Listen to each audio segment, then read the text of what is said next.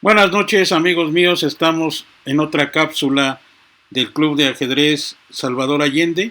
Esta es una cápsula posicional y como siempre todos los miércoles y los viernes me acompaña mi amigo, que es entrenador también de la selección de Iztapalapa, José Luis Hernández Valderas, ¿no?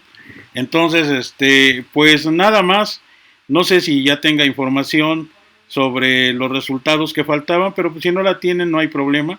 Ya luego hablaré con Armando para que nos actualice, pero por el momento digamos que faltan algunos resultados para saber en qué posición quedamos en los juegos de infantiles y juveniles del distrito.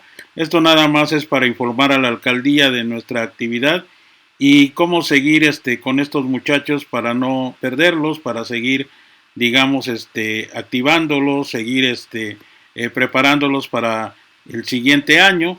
A finales de año recuerden que se va a hacer otra vez la convocatoria para los selectivos y entonces pues vamos a renovar otra vez la lista de jugadores y esperemos que ahora contemos con más participación y que haya más, pues no dudo que haya más integrantes, pero lo que falta ahora es que se amplíen los lugares, digamos, en los juegos, ¿no? Porque ahora estamos condicionados a 2 lugares y realmente son muy pocos, ¿no?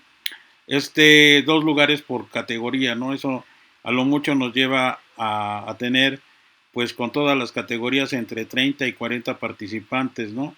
Siendo que Iztapalapa, antes de la pandemia, bueno, antes de que empezara esto de la pandemia, habíamos tenido el récord de 200, ¿no? Entonces, pues hay que trabajar con todos esos jugadores que sabemos que están en Iztapalapa, pero que por el momento no es de que no aparezcan, sino que están ahí, como se dice, no invernando, pero sí están en stand-by, ¿no? Bien, como ya les dije, nuestro deportivo está en la alcaldía Iztapalapa, en la calle de Soto y Gama sin número, y ahí pueden encontrar no solamente ajedrez, sino otros deportes. Ante todo, tiene la configuración de una alberca olímpica y obviamente los deportes de natación, de clavado son los más importantes, ¿no? Así que le doy la bienvenida a José Luis para que le dé las buenas noches, se presente y si tiene alguna información nos las comparta y como siempre sus horarios y dónde lo pueden encontrar, ¿no? Adelante, José Luis. Buenas noches, equipo. Buenas noches, profesor. Bienvenidos todos a este espacio para aprendizaje y práctica de ajedrez. Una vez más, coincido aquí con el maestro Vargas para que también reciban la invitación de sumarse a estos equipos de trabajo. Les recuerdo que yo me encuentro en las utopías Tezontli, Olini y Mellehualco, con los siguientes horarios. En Tezontli por las mañanas, los martes y jueves de las 9 a las 12:30. Prácticamente la hora, pero el horario oficial es de 9 a 12:30.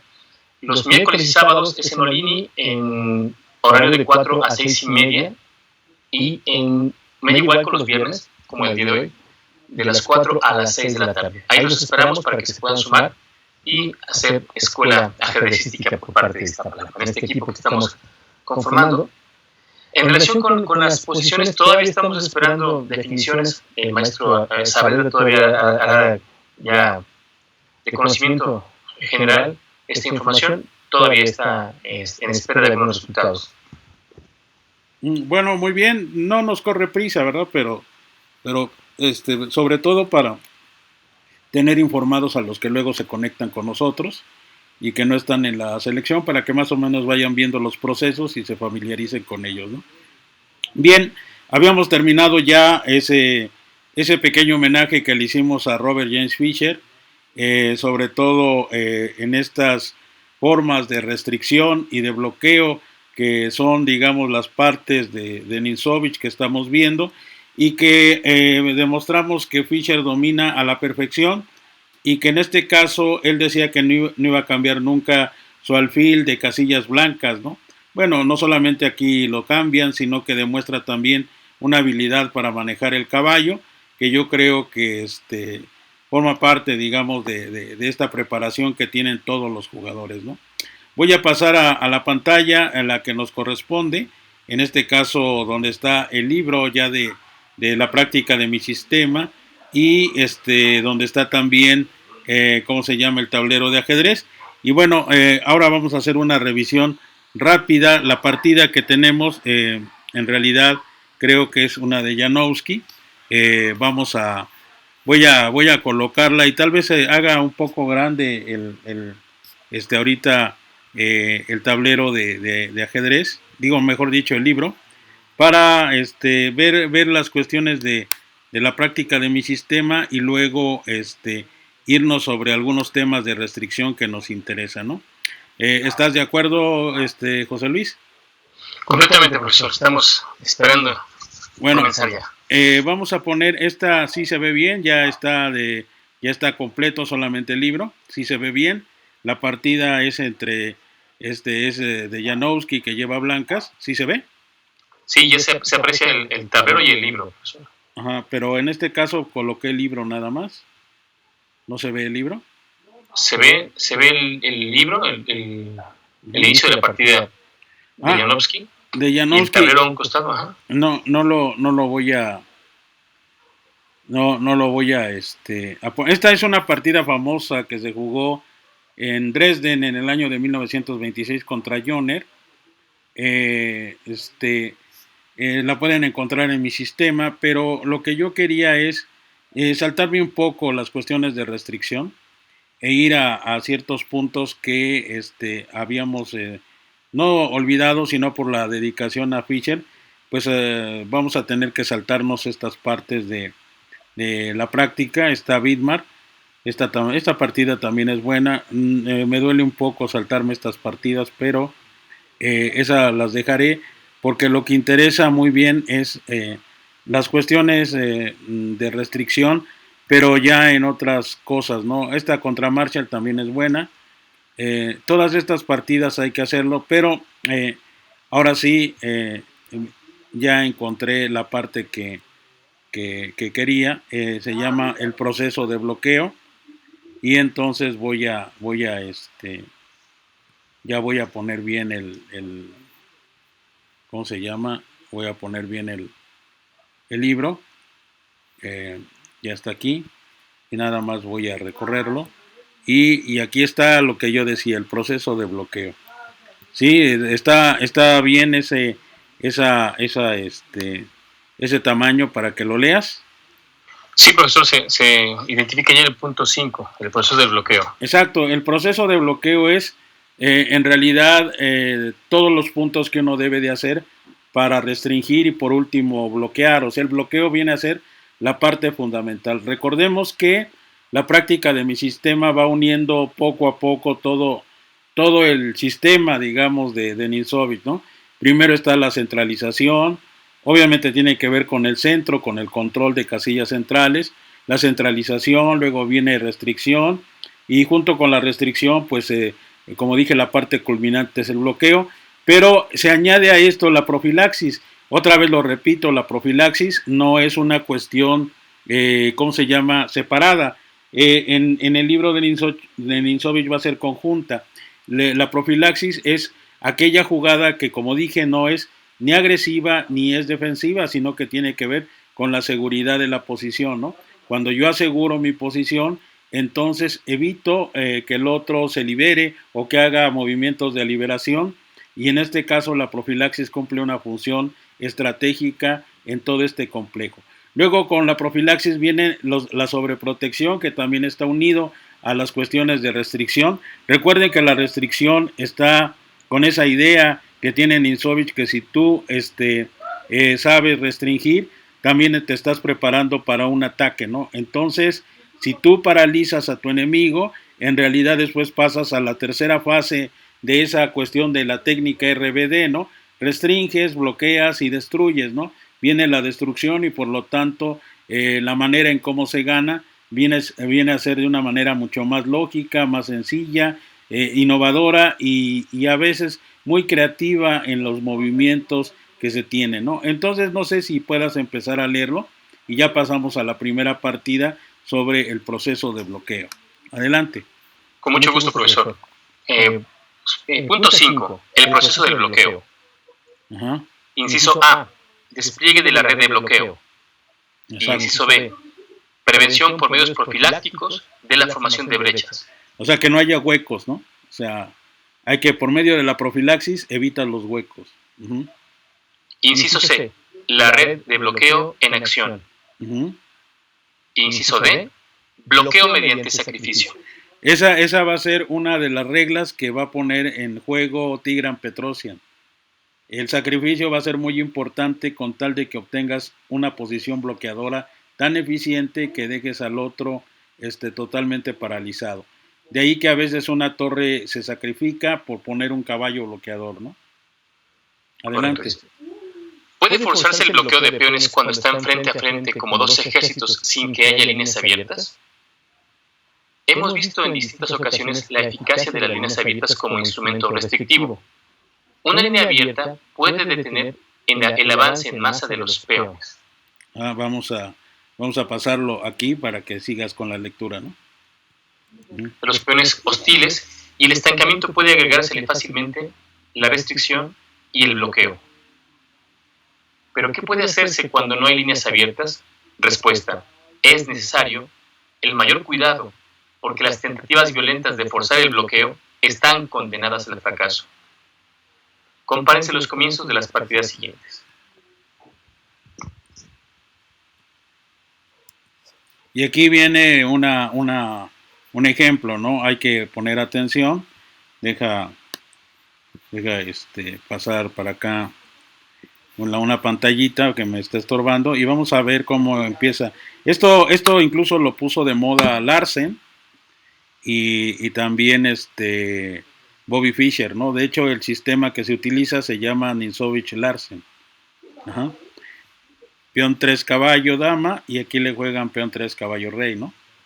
Sí. Obvio que aquí le juegan alfil 2 caballo, amenazan la torre y aquí le juegan caballo F6, ¿no? Pongan atención como dicen al comienzo, ¿no? Esto se conoce como doble fianqueto y fue como una novedad en aquellos años. Casi nadie lo hacía y Ninzovich fue el primero en hacer esto. Vean cómo el centro no se ocupa si no se controla a distancia con los alfiles, ¿de acuerdo? Aquí le juegan D6 y entonces aquí empieza la primera ocupación con D4, ¿no? Aquí le juegan enroque corto y si te das cuenta, aquí van a establecer precisamente lo que dice una red de bloqueo, ¿no? Ay, perdón, aquí me equivoqué. Es C4, ¿verdad? C4, sí. C4, y caballo C6. Caballo C6, ¿no? Una tentativa, como dicen, violenta, ¿no? Mucho mejor es jugar caballo de B a D7 y lo vas a encontrar luego lógico porque estas son partes de ahora aperturas modernas que están en la catalana, en varias cosas, ¿no? Pero aquí estamos asistiendo a juegos que no tienen teoría, que están naciendo y como dicen son ejemplos de Ninzovich sobre lo que quiere poner como un proceso de bloqueo, ¿no? Aquí le juegan el peón a D5. Ajá. A ver, déjame ver. El peón a D5, el caballo se regresa. El otro caballo juega C3. Aquí le juegan el caballo a B a D7. Es por eso que decían que era mejor al principio, ¿no? Uh-huh. Una idea de Bohr, ¿no? Adelante, perdón. La idea es un poco como en la apertura, en la defensa Lekin, sacar el caballo para extender a los peones blancos y que se generen huecos, ¿no? Exacto. Ahora el caballo, desde B7, tiene dos espacios para llegar con mucha comodidad, C5 y E5. Exacto, esa es una de las ideas, pero aquí, por ejemplo, hay que ver cómo Ninzovich va poco a poco quitando eso, ¿no? Ahí le juegan caballo C3 y bueno, pero si quieres tú ocupar una casilla, tienes que, a ver qué jugué, ¿qué jugamos? Caballo BD2. Fue el último, el avance del peón y luego de BD a D7. Me faltó caballo F3, ¿no? Caballo F3 y entonces, por ejemplo, si avanza este peón para asegurar el caballo para que no te lo quiten, ¿no? Aquí le juegan peón 4 torre dama y y por ejemplo, a ver, creo que otra vez jugué algo que no debía, a ver. Jugaron peón 4 torre dama y entonces le juegan caballo de dama, o sea, a A4, ¿verdad? Ajá. Aquí dice, aquí se obtiene una buena partida con enroque corto y también caballo 4 alfil, caballo 4 dama, peón 4 rey y te hacen peón al paso, peón por peón, etcétera, ¿no? Entonces ahí pues ya quitan el caballo, pero le juegan E5, o sea, viene siendo casi lo mismo. Aquí le ponen peón por peón al paso, peón por peón. Recuerden que, como dice, por medidas profilácticas, está evitando que en esa configuración haya brechas, ¿no? Enroque corto, dama E7. Como ven, Nisovich no da una explicación, sino que tratan que, pues no con la intuición, sino con lo que acaba de explicar, ustedes poco a poco vayan viendo cómo se hace esto, ¿no? E5, ¿no? Y la mejor continuación hubiera sido caballo, como dice, C2 y después caballo E3 para el punto D5, ¿no? ¿Cómo ves esta primera demostración de lo que es cómo se establece la red, digamos, en este caso toda la red de bloqueo? Muy interesante que bueno, el blanco está ejerciendo presión con los dos alfiles, pero siento una especialización en las casillas blancas por parte del blanco. Ajá. Debido a la gran diagonal, parte del enroque, del chanqueto, y los huecos que se abrieron en la posición de las negras, ¿no? Exacto. Lo que hay que ver aquí es que en una entrevista que le hicieron a Larsen, él decía que había una herencia de Nisovich en todos los jugadores, y tú lo acabas de comentar porque se ve que es el juego en casillas de determinado color. Sobre todo cuando uno en la apertura marca esas casillas en una especie de control a distancia y va, como te dije, estableciendo una restricción. Entonces, uno se da cuenta de que Nisovich es una cuestión muy metódica, muy incluso ardua, donde las maniobras son realmente ejemplares por parte del que lleva tanto blancas o negras, dependiendo de cómo estén.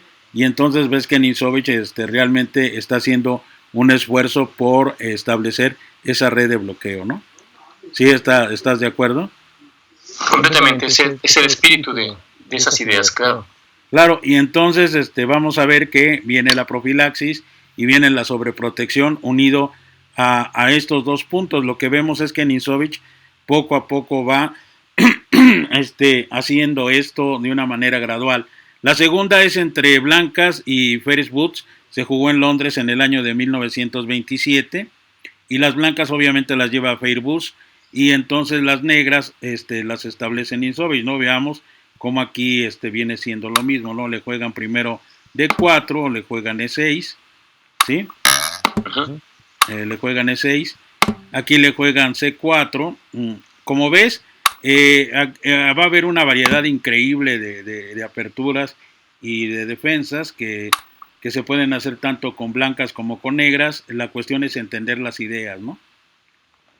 Caballo F6, aquí le juegan caballo F3 y aquí viene una línea que a mí me gusta mucho, que yo se la vi a Bogolyubov, alfil B4 jaque, y entonces aquí unos se protegen con el caballo y otros juegan esta, que es alfil D2, pero en esta línea algunos regresan el alfil a E7 porque tratan de demostrar que el alfil a D2 está mal colocado. Aquí Nisovich le juega dama E7 con la idea de que si cambian pues la dama quede activa, ¿verdad? Entonces aquí le juegan otra vez, vuelve a usar el de G3, aquí le juegan alfil por alfil y creo que aquí deberían de tomar con dama, pero toman con el caballo, lo cual no es muy recomendable. Y entonces Nisovich empieza a establecer, como te digo, una red de bloqueo o una restricción, una red de restricción. Y con D6, de hecho ese es su plan, no voy a decir antiguo, pero es de los primeros planes de Ninzovich para obtener buenas ventajas en la posición, ¿no? Después de alfil E7, veamos cómo los peones están flexibles, están en la sexta, no avanzan demasiado y en un momento dado van a hacer rupturas, ¿no? Aquí también juegan enroque y a ver, déjame ver, enroque blanco, ajá. Enroque blanco y entonces aquí le juegan H6, una jugada que no sé si puedas leer el comentario para que me des tu opinión. Dice, sin apresurarse a avanzar el peón de rey, que puede hacerse en cualquier momento. Si ahora hacemos peón 4 rey, o sea, peón E5, peón por peón, dama C2, seguido eventualmente de caballo G5, y luego 4 rey. O sea, tomando la diagonal y con los dos caballos controlando la casilla E4 para combatir ese enroque, ya con un punto de contacto, un movimiento, ¿no? Dice, abriendo el juego desagradablemente para el negro, ¿no? Entonces sí, ahí le juegan dama C2. Dama C2. Ajá, ahí le juegan torre E8. Torre E8. Ahí le juegan E4. ¿A qué defensa te encuentras parecido? Tiene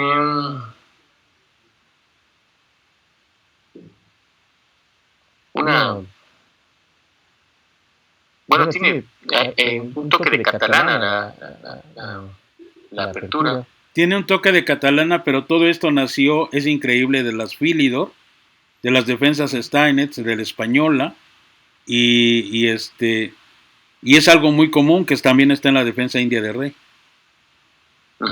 Es una Philidor, pero con un fianqueto de blancas, ¿no? Exacto, y también lo jugaba así, Smith lo llegaba a jugarlo, ¿no? Bueno, no sé si ahora quieras leerlo, o solamente ahora tiene que... Dice, solamente ahora tiene valor. No, ahora vamos a ponerlo aquí.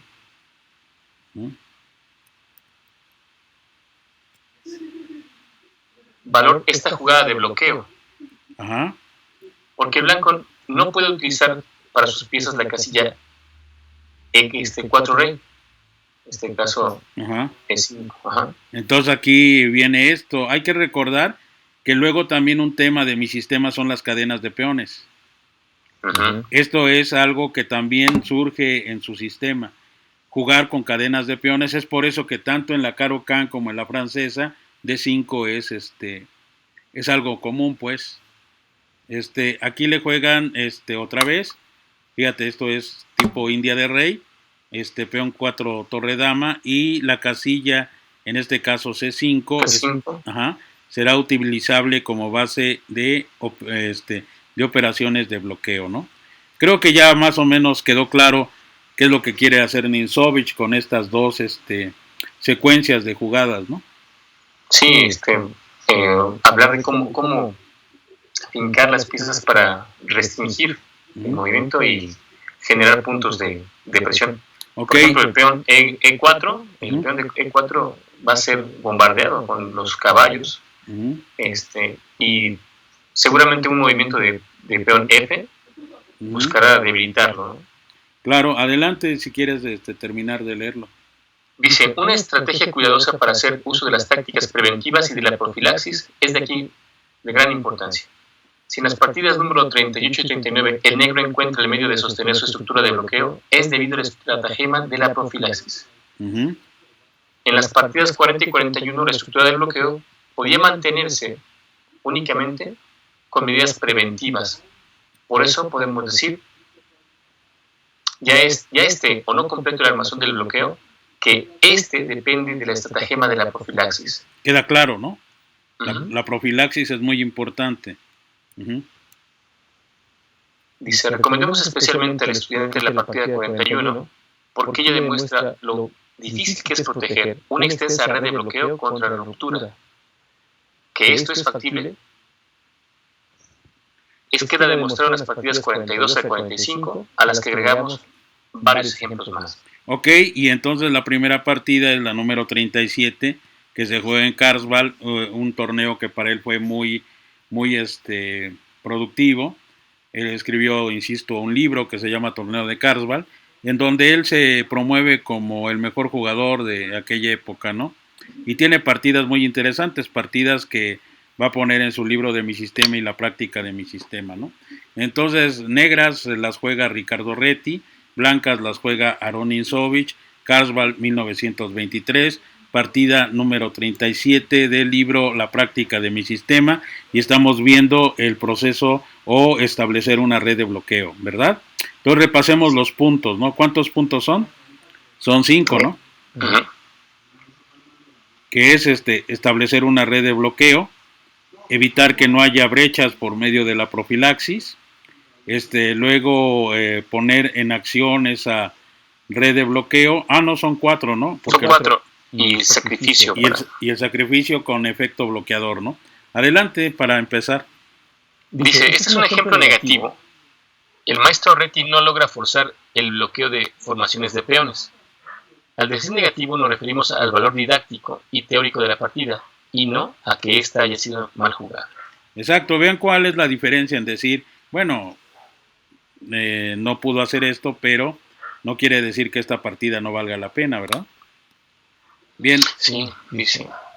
Juega a caballo F3, el otro le juega a caballo F6, aquí le juegan C4, que si ves alguna relación moderna, pues no es accidental, así ya se está jugando, peón 3, caballo rey, y ahora viene algo que también Aron Nisovich fue precursor, ¿no? Se le conoce como apertura orangután, aunque es una actitud muy valiente el jugar así, ¿no? Adelante, ve lo que dice. Dice, una de las innovaciones del autor, que el propio Reti adoptó en algunas ocasiones, por ejemplo, en la partida Reti Capablanca de Nueva York, 1924. Exacto, y aquí, por ejemplo, Reti utiliza esta jugada que no es muy recomendable, ¿no? Ya ahora se sabe que esto no hay que hacer cuando se juega contra el orangután, ¿no? Ahí ve lo que dice, de valor dudoso, ¿no? De valor dudoso, efectivamente. Y entonces, pues aquí vemos lo siguiente, ¿no? Juega esto, y le juegan B5, le juegan alfil G7, aquí le juegan alfil B2, ¿verdad? Y aquí le juegan enroque corto, y entonces, como ves, no es de que no quiera comentar, pero ya con las ideas ya sabemos que está estableciendo primero el primer punto, ¿no? Tratar de establecer una red, una cuestión de restricción y por último bloquear, ¿no? Ahí le juegan, ¿qué? Peón 3 rey, ¿verdad? E3, ajá. Y entonces aquí es donde está tu observación, ¿no? ¿Qué casillas ves que están en juego?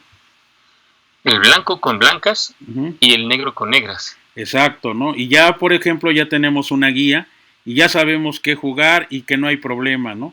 Entonces aquí le juegan D4, tenemos unas cuestiones de expansión, y entonces aquí le juegan caballo BD7, igual que en la otra partida, aquí le juegan alfil E2, y entonces aquí le juegan esto, que es muy común, como ya te decía, en esos momentos, y que es una parte de los planes que tienen los hipermodernos, ¿no? Muy bien, ¿qué es lo que dice? Esto sería bueno si pudiese forzar el avance blanco de D5. Exacto. O por lo menos el cambio de peón por peón. Ajá. Porque entonces tendría una buena base de bloqueo en 5 alfil dama. O sea, ya, por ejemplo, se establece cuáles serían los puntos de bloqueo, ¿no? Si yo pudiera obligar al otro a que hiciera D5, entonces el avance de 5 sería bueno. Pero no necesariamente lo voy a hacer. Sí. Y al no hacerlo, pues entonces aquí va a tener, digamos, una especie de dilema, ¿no? O crea una cadena de peones o cambia, ¿no? En D4, ¿no? Dejando el espacio a las blancas, ¿no? Enroque, ¿no? Ahora, perdón, un comentario aquí, profesor. El problema de no conseguir esa casilla, pues tiene un costo, ¿no? El que no tengas éxito con con la restricción del contrario, ¿no? Sí, sobre todo el caballo, ¿no? El caballo no puede llegar a esa casilla. Aquí dependes de que el contrincante acepte tu plan, ¿no? De que él coma o avance, cosa que no va a suceder, pero pues bueno, están en juego estas ideas ahí. Pero hay que estar atento, por eso decía que no hay que memorizar líneas, sino hay que entender por qué se hacen estas jugadas. Por eso a las personas que uno entrena o algo así, decirles, no, es que hay que avanzar de 5, y entonces uno decirles, no, porque le das la casilla de restricción al caballo. Uh-huh. Y entonces los conceptos estratégicos cambian, ¿no? Y un niño me podría decir, bueno, ¿y eso qué tiene que ver? Yo se lo puedo dar, ¿no? Y entonces te dicen, no, pero es que te puede trabajar con eso y te va a ganar no solamente espacio, sino te va a restringir, te vas a quedar sin movimientos, ¿no? Sí, sí. Entonces hay que ser muy cuidadoso cuando uno lea este texto y sobre todo, bueno, por eso te lo puse para que veas cómo hay partidas en las que jugaron. Yo estaba revisando algunas donde las ideas de restricción no están bien puestas o no están bien comprendidas, por decirlo así, ¿no? Correcto, profesor. Y aquí le juegan peón por peón y entonces ve lo que dice, ¿no? A ver, deja ver. Tan pronto como se inicia la maniobra del bloqueo, es demolida. Teórica y estratégicamente, el camino era torre E8. Uh-huh. Y si caballo de B a D2, entonces C6. Claro. Dicen, seguido de dama C2. C7. Digo C7 o E5. O E4 en este E4, caso. E4, ajá, y entonces hacer lo que te digo, la cadena de peones, ¿no? Según se aconsejen las circunstancias. Entonces aquí puedes ver una gran flexibilidad en Insovich en cómo tratar una apertura, ¿no? Y cómo su idea es muy flexible, ¿no? Peón por peón. Y entonces ya ves que, por ejemplo, hacer torre E8 ahorita en este momento no tiene mucho sentido, porque ahora le juegan caballo BD2. El blanco está jugando de acuerdo a su alfil de casillas negras, que no debe de ser bloqueado. El caballo está bien desarrollado, por decirlo bien, y la red o la restricción o el poner esa red está funcionando aparentemente bien por el momento, ¿no? Sí, el caballo de D7 está completamente contenido y bloquea su flanco de dama, ¿no? Adelante, ¿qué dice? Dice, no es fácil sacar ventaja de la mejor posición de peones, pero caballo C3 estaba más en consonancia con el objetivo. Como te digo, ¿no? Aquí le juegan caballo F8. Aquí le juegan torre E1. Aquí le juegan caballo E6. Y aquí le juegan ¿cómo se llama? G3, ¿no? Aquí le juegan B6, ¿sí, verdad? Sí, dice. No, H6. H6, perdón. H6. Como en la otra partida. Y aquí ya le juegan alfil F1. Aquí le juegan caballo a 4 caballos, en este caso G5, ¿no? Sí. G5, aquí le juegan caballo por caballo. Y aquí le juegan peón por caballo. Y entonces aquí le juegan alfil G2. Muy bien. ¿Qué es lo que dice aquí? Con el caballo en C3, la presión producida podría haber dado chances de triunfo. Entonces, vamos a ver. Fíjate, aquí es lo que yo creo que te gusta de Nisovich, ¿no? Cómo corrige, ¿no? Los movimientos, ¿no? Sí, mejorándose a sí mismo. Dice, pero ahora el negro está en condiciones de equilibrar las fuerzas. Ajá. Y entonces viene algo que es típico en este tipo de posiciones y que puede ser una idea, por ejemplo, de las Greenfield, ¿no? Uh-huh. Rompiendo el centro del rival, ¿no? Ajá. Torre por E8 jaque. Y dice,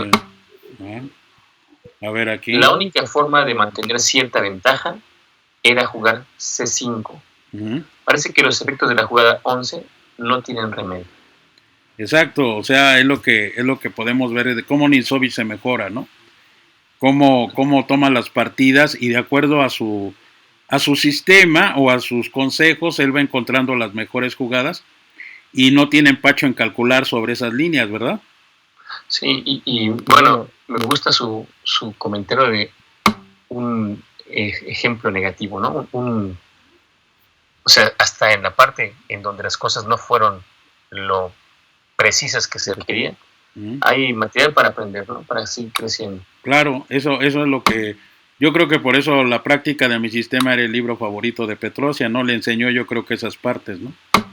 Dama por peón y ahí le juegan dama B3. Dama B3. Ajá, y ahí le juegan alfil a D7 y entonces tenemos dama por dama, ¿no? Ve lo que dice ahí. Dice dama por dama o torre C1. Y si caballo E8, dama por B5, alfil por B5 y caballo E4. Con peón 5 caballos, o sea, G4. Caballo que es G4, y eventualmente torre D1.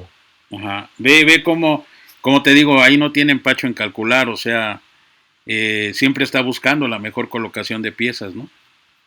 Sí, además ya con pues un pie muy firme desde hace 3-4 jugadas hacia el final, ¿no? Claro, siempre virando el final, ¿no? Torre 1 alfil dama y entonces aquí le juegan torre E8, ¿no? Ve lo que dice. También podría jugarse caballo E8 y caballo E4, G4, H3, peón por peón, alfil por B7 y torre D8. ¿Qué te parece la secuencia? Magnífica, ¿no? Sí, muy clara, muy sencilla en el sentido de lo que se ve, pero se vuelve sencilla porque hay una idea. Exacto, hay algo que guía, ¿no? Muchos me pueden decir, pero a lo mejor la posición no es tan buena, ¿no? Bueno, olvida eso, sino la secuencia con que hace Ninsovic todo su plan está de acuerdo a las ideas que está manejando, ¿verdad? Sí, hay una congruencia con sus jugadas. Hay una congruencia y bueno, aquí le juegan, quedamos en que torre por C7, le dan jaque. Torre E1. Ajá, torre E1 y entonces aquí le juegan caballo. Caballo F1. Ajá, ahí le juegan alfil por caballo. Ojo, esto es muy importante para todos aquellos que les dicen que la posición está igualada y no saben ni cómo igualar, ¿verdad? Alfil por alfil y caballo por D5. Y torre por B7, ¿no? Si a mí me ponen esta posición, muchos los ponen a parir chayotes porque no saben qué hacer, ¿verdad? Sí. Capitalizar esa posición. Exacto, y aquí le juegan torre B1. Es problemática, ¿no? ¿No crees, tocayo? Sí, tiene sus aristas, ¿no? Ajá, torre B8 con jaque. Aquí vamos a subirla un poco. Como ves, ya aquí no es que Ninsovic no quiera comentar la partida, pero insisto, vean cómo Ninsovic ya no hace comentarios y muestra con los movimientos toda la idea general, ¿verdad? Rey H7. Rey H7, muy bien. Luego. Torre B5. Exacto. Caballo C7. Torre B7. Ajá. Caballo E6. Déjame decirte que este final me sirvió en un ping-pong. ¿Poco? Sí, porque como te digo, lo que enseña mucho Ninsovic con su libro y cuando juega, por eso lo recomiendo, cuando juegas partidas rápidas, estableces planes sencillos, o sea, no te ¿cómo se llama? No te metes a cosas tan complicadas, ¿no? O sea, no te complicas. Ajá, y entonces empiezas a jugar de manera rápida y organizar tus piezas, ¿no? Por ejemplo, ve todo el tour del caballo para llegar a colocarse en la casilla 6 y ahora está amenazando, ¿no? Uh-huh. Sí, está amenazando. Bueno, hay juego también del blanco, pero sí, como mencionó, se perdió la oportunidad por descuidar ese... Por andar de persecutorios, ¿no? Como dicen. Aquí le juegan alfil por peón, como ves, aprovechando la clavada, ¿no? Uh-huh. Y entonces aquí ya está un poco aparentemente difícil, pero como siempre el blanco tiene salidas, ¿no? Torre por jaque, torre por F7 jaque, el rey se va hacia G8 y entonces después de jugar eso le juegan ¿cómo se llama? Bueno, le están amenazando el caballo y la torre. Ahí le juegan torre a E7 y entonces aquí le juegan torre por alfil dama, en este caso torre por alfil, ¿verdad? Por B2, ajá. Ajá, y ahí le juegan una cosa muy interesante en este caso, ¿no? Alfil C4, alfil, con el caballo clavado. Ajá, alfil C4 y pues está clavado, ¿no? Lo que hay que observar es que está clavado, ¿no? Otra vez, Nisovich es muy congruente con su táctica, ¿no? Las clavadas son la parte importante de la estrategia hipermoderna, ¿no? O sea, ¿cómo lo ves, tocayo? Pues sí, respetando su escuela, ¿no? Exacto, respetando su escuela, ¿no? Y entonces aquí le juegan torre por peón. Ve cómo ya se está aclarando todo este final. Realmente parecía muy complejo, pero la manera en cómo lo resuelven los buenos jugadores, en eso hay que tomar nota, ¿no? Rey 3 torre, y entonces uno diría, pues parece que ya salvó el caballo, pero no es así, solamente colocó bien su torre. Aquí le juegan alfil por caballo, jaque, aquí le juegan rey 1 alfil, ¿no? Y aquí parecería ya perdió pieza, ¿verdad? Pero, como te digo, siempre hay una salida, debe de estar bien calculada. Torre D7, torre por alfil y torre por alfil, ¿no? ¿Cómo ves toda esta escaramuza que termina así? Sí, pues muy, muy interesante, pero lo comentaste, cuando tienes el concepto claro, la jugada surge rápidamente, y para partidas rápidas, creo que es una buena idea acudir a estos planes sencillos en el sentido de su ejecución, pero profundos, muy profundos por las ideas que les dan vida, ¿no?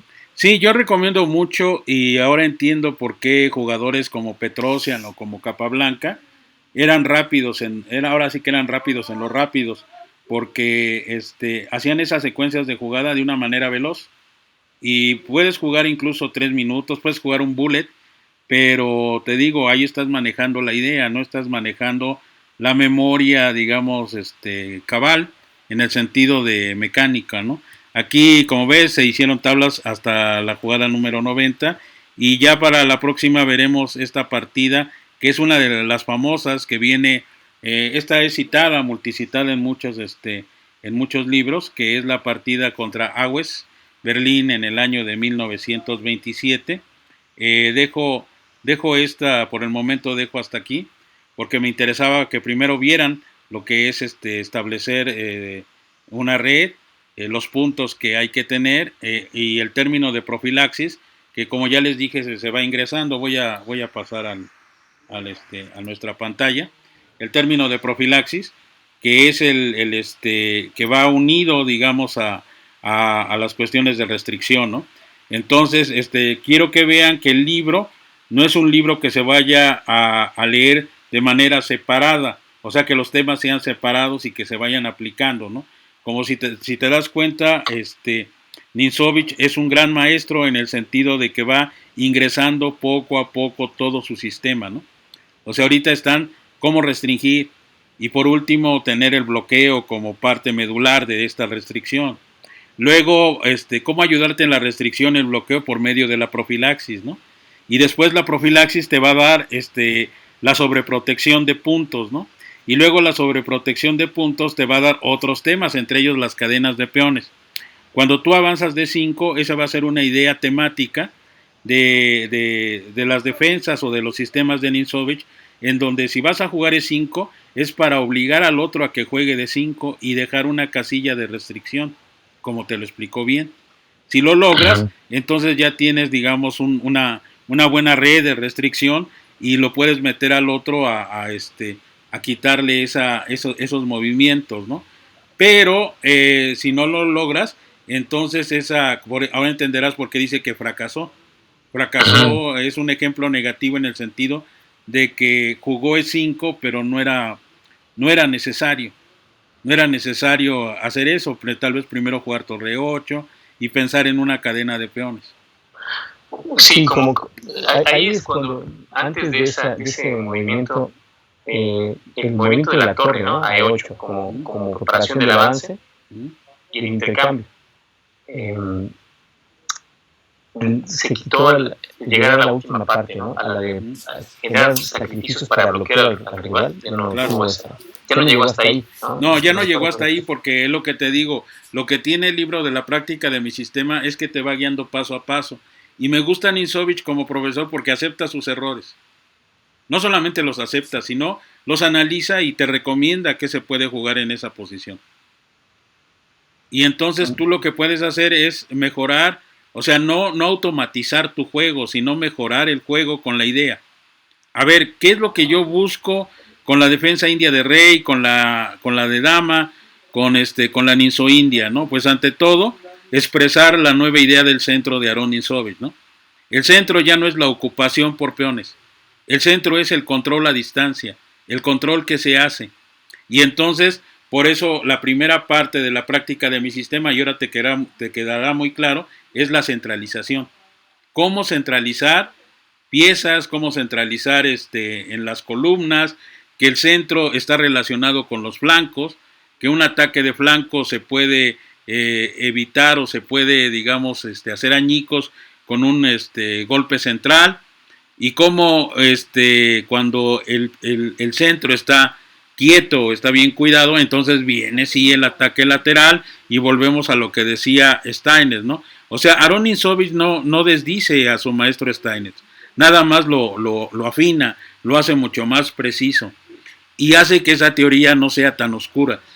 De hecho, Ninzovich hace que el ajedrez sea realmente muy creativo. O sea, cada uno puede aplicar esquemas de su propia, no voy a decir de su propia invención, pero ya con estas ideas puede hacerlo. Como te digo, jugar B3, pues a muchos les parecerá un exceso, como un jugador como Anthony Miles jugó contra Karpov, ¿no?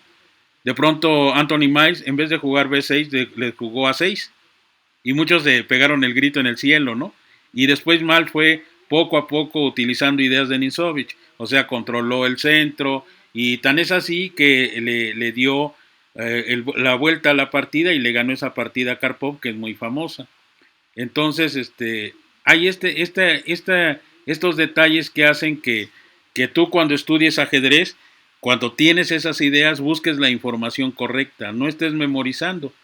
Y de hecho, cuando se juega E4, E5 y volvemos a las partidas clásicas, te das cuenta de lo que es la restricción, como lo hizo, digamos, Fischer, en el sentido de la variante del cambio, ¿no? Si yo cambio el caballo, es para luego hacer medidas de restricción, ¿no? Y lo logra. Tu micrófono. En este ejercicio que estábamos revisando, profesor, también le queda claro que todo está conectado. La idea de esta descentralización, por ejemplo, se nutre con el movimiento de A5, ¿no? Quieres un caballo en C5, pero profilácticamente preparas el espacio para llegar con tu caballo previo el movimiento de peón. O sea, la idea es centralización de la pieza, pero todo está conectado, no es un accidente, no hay una jugada azarosa. Ahora lo usamos en muchas líneas, pero en el momento que lo propone Ninzovich es ocuparse del centro desde lo lateral, ¿no? O sea, no perder de vista que es un proceso integral. Es un proceso integral y es lo que vamos a ver en una partida del cual él está orgulloso, que la vamos a ver después, que la pone como ejemplo de lo que es la técnica RBD. O sea, restricción, bloqueo y destrucción, ¿no? Y dice, en esta partida casi me hinco porque el que jugó esta partida, que no fui yo, lamentablemente, siguió mis consejos y es la partida, casi la partida que yo quisiera haber hecho, ¿no? Modelo. Es la partida contra modelo. ¿No? Y forma parte de un capítulo que a mí me gusta mucho que se llama La defensa heroica. De hecho, él pone posiciones muy difíciles en donde la defensa es la que gana, que es como yo te decía, ¿no? Como sucede en el americano, ¿no? Si tú tienes defensa, pues haces que el balón no lo tenga tu contrario y se lo das a tu equipo ofensivo, ¿no? Si tu equipo ofensivo es malo, bueno, ya es otra cosa, ¿no? Pero la defensa es está siempre en el campo de juego y es la que te salva, digamos, las papas del fuego, ¿no? Entonces, ahí tiene, digamos, un concierto de casillas negras. Se enfrenta nada más y nada menos que a Rubinstein. Ayer la estaba viendo, como no podía dormir y la estaba viendo ya muy entrada la noche y realmente la estaba disfrutando mucho, ¿no? Realmente me conmovió como al final dice Aaron Insovich, ¿no? Esta es una prueba de que cuando se defienden las casillas negras, entonces se atacan las casillas blancas. O sea, como diciendo, bueno, ya tengo controladas las casillas negras, ¿no? Ese no es el problema. Ahora el problema es destruir las casillas blancas. Y entonces le hace una combinación digna, digamos, del enemigo que tiene enfrente, de un Rubinstein, ¿no? Que yo creo que cuando le gana a Rubinstein, está orgulloso porque en opinión de algunos jugadores, en este caso Capablanca o Alekhine, decían que Rubinstein era el ejemplo de lo que era la filosofía de Steinitz, ¿no? Decía, si hay un jugador que representa la filosofía de Steinitz, ese es Akiva Rubinstein.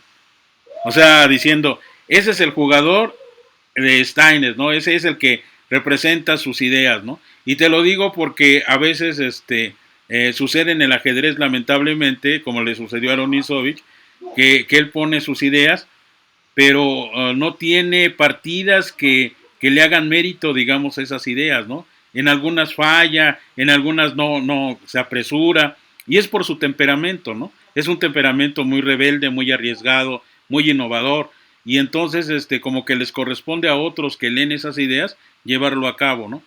Fíjate, increíblemente yo no sabía, pero dicen que uno de los jugadores que aceptó las ideas de Aaron Insovich y que las puso en práctica, pero que lo hizo de manera precisa, magistral, fue nada más y nada menos que José Raúl Capablanca, en las Guizhou India. Entonces ahora entiendo por qué se molestaba Aaron Insovich cuando de pronto le jugaban la broma diciendo que mi sistema lo había escrito Capablanca, ¿no? ¿Por qué? Pues porque Capablanca es un genio, ¿no? Como yo te digo, él entendió muy bien lo que decía Aaron Insovich y eso es lo que dice Insovich en un artículo, ¿no? Cuando alguien lo está molestando, dice, bueno, yo nada más les quiero decir que hay un jugador que sí le prestó atención a mis ideas, ¿no? Y ese jugador se llama José Raúl Capablanca, ¿no? Ahora, como dice, ahora búrlense de él. Casi acaba diciendo eso, ¿no? Y pues claro, ¿cómo te vas a burlar de José Raúl Capablanca, ¿no? Pero quiere decir que a veces los juegos que representan esta filosofía no están con el jugador que las origina. Entonces, esta partida que te digo, que la pone Aaron Insovich en la práctica de mi sistema, no es de él. Y sin embargo dice que es la partida que él deseaba hacer. Es la partida que él quería mostrar a todos sus seguidores diciendo, miren, esto es lo que produce mi juego, ¿no? Pero pues lamentablemente no lo hizo y quedó en intentos o quedó en experimentos gratos, en experimentos rebeldes que a mí me gustan mucho, ¿no? Y de hecho es una innovación que se hace en la siciliana, ¿no? Y que yo no he visto en juegos y me gustó tanto que ya estoy pensando en practicarla en ping-pongs, ¿no? O sea, me gustó porque, fíjate, la descripción que hace Insovich sobre la línea dice, esto es como ir en las montañas en una bicicleta y saltar sobre abismos. ¿Qué te parece? ¿No? O sea, como diciendo, este sí es deporte extremo. O sea, es ir en la bicicleta, en la montaña, y saltar abismos, ¿no? Y dice, puede ser peligroso, ¿no? Pero nadie te va a quitar los paisajes que te vas a encontrar. Fíjate qué descripción de Ninzovich.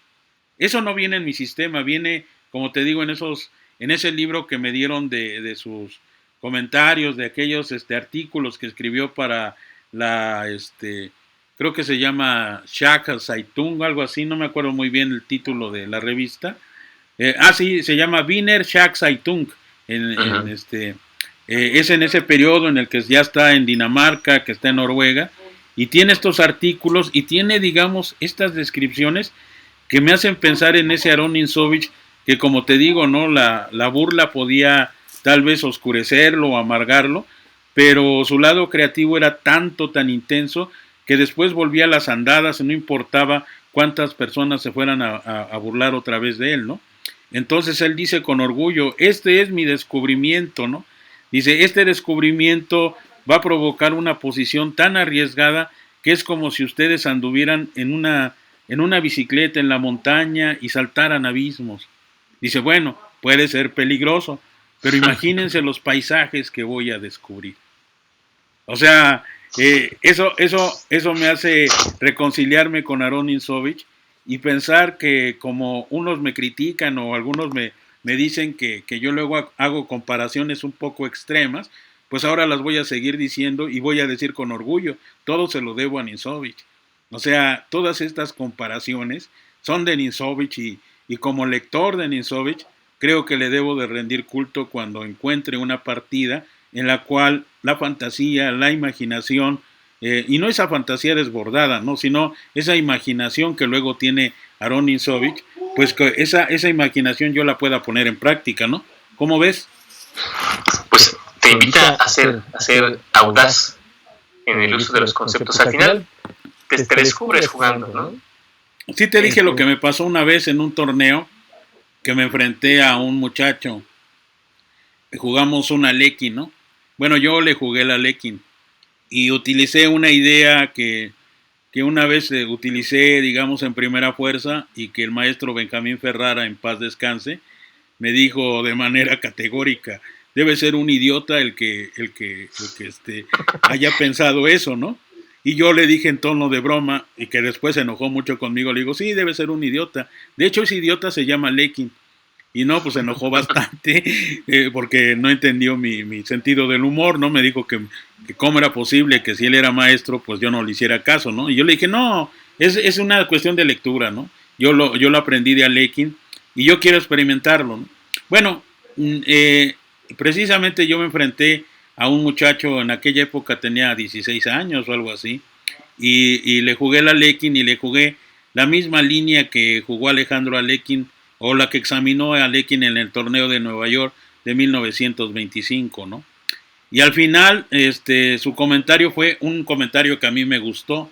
Dice, oiga, yo pensé que era el único loco que jugaba estas líneas, pero usted me ha demostrado que está más loco, o sea, que todavía está, dice, yo soy normal, porque todo lo que jugó, dice, me sorprendió mucho, a tal grado que lo maté. O sea, le hice jugadas que él no esperaba y que no que dijeran, ay no, pues me aboracé con un niño. No, lo que me dijo es que nunca pensé que fuera a hacer eso, nunca pensé que me fuera a contestar así, ¿no?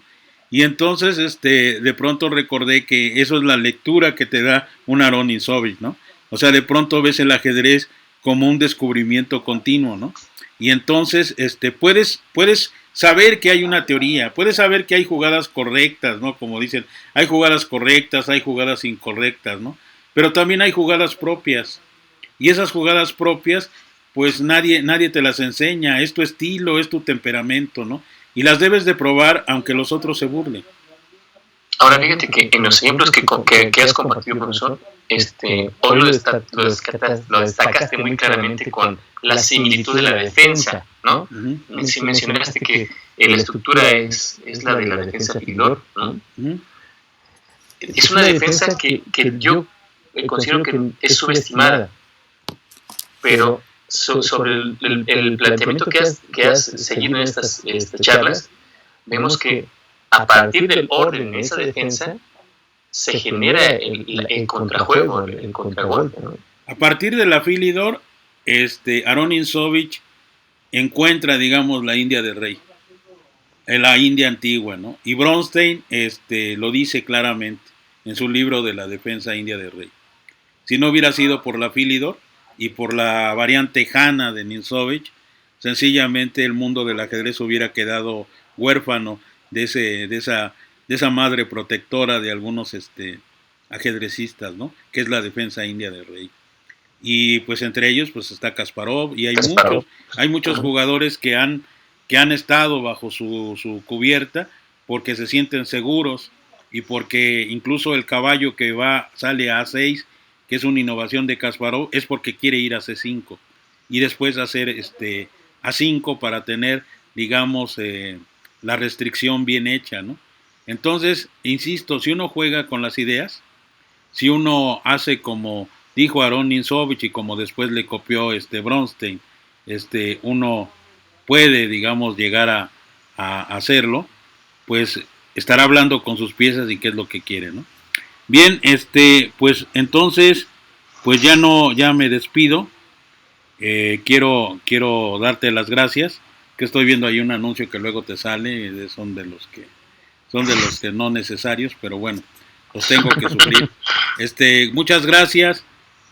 Nos vemos y el miércoles, y recuerda que con esto iniciamos un proceso distinto en el libro de la práctica de mi sistema, para que vayas viendo que la centralización, la restricción y ahorita la profilaxis, luego viene la sobreprotección, todo es como un cubo de rugby que vas armando cara por cara y de pronto tienes un conjunto, tienes un hermoso cubo lleno de colores y que puedes poner en práctica en cualquier momento.